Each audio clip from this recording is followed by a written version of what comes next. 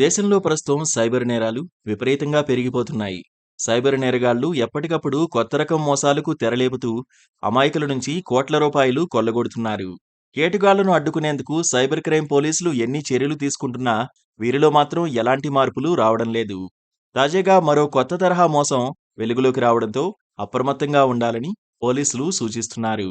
ఈ క్రమంలోనే అపరిచితుల నుంచి వచ్చే ఫోన్లపై అప్రమత్తంగా ఉండాలని సైబర్ క్రైమ్ పోలీసులు హెచ్చరించారు.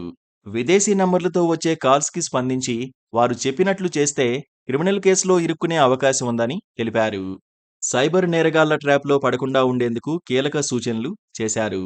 ముఖ్యంగా +9477745591 +3712791 +56 322553736 +37052529259 +255901130460 ఇలాంటి నెంబర్లతో ఫోన్ వస్తే ఎత్తరాదని పోలీసులు సూచించారు.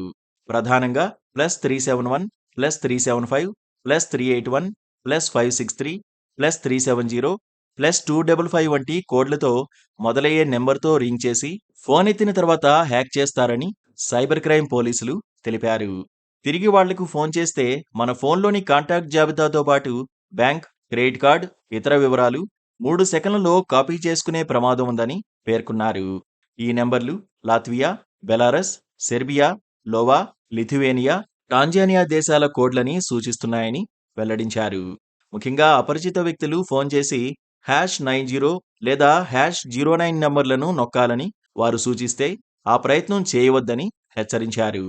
అలా చేస్తే మీ సిమ్ కార్డ్ని యాక్సెస్ చేయడానికి, మీ ఖర్చుతో కాల్ చేయడానికి, మిమ్మల్ని నేరస్తుడిగా చేయడానికి కుట్ర పన్నుతున్నట్లుగా గుర్తించాలని తెలిపారు. సైబర్ నేరాల పట్ల అనుక్షణం అప్రమత్తంగా ఉండాలని సూచించారు.